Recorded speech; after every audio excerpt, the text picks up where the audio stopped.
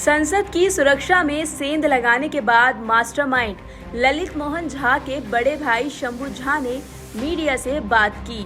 उन्होंने कहा कि इस घटना में ललित का शामिल होना पूरे परिवार को हैरान कर रहा है। हमें यकीन नहीं हो रहा कि वो ऐसा कर सकता है। बता दें कि ललित गुरुवार की शाम महेश नाम के व्यक्ति के साथ नई दिल्ली के एक थाने में खुद को सरेंडर करने पहुंचा था। वहीं ललित के भाई शंभू झा ने कहा कि हमें नहीं पता कि ललित इन सब में कैसे शामिल हुआ। वो हमेशा इन सब चीजों से बहुत दूर रहता था और बचपन से ही शांत स्वभाव वाला था।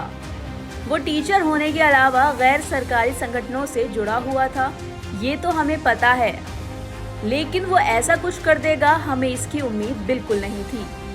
बुधवार रात से शंभू के पास लगातार कॉल्स आ रहे हैं।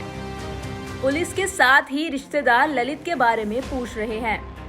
शंभू ने कहा कि हमने ललित को आखिरी बार 10 दिसंबर को देखा था। उस वक्त मैं गृहनगर बिहार के लिए निकला था। तब ललित सियाद स्टेशन पर हमें छोड़ने आया था। इसके अगले दिन ललित ने हमें फोन कर लिया और कहा कि वो किसी काम से दिल्ली जा रहा है।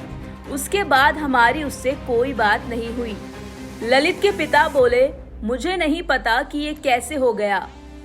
उधर बिहार के दरभंगा में ललित झा के पिता देवानंद ने मीडिया से बात की।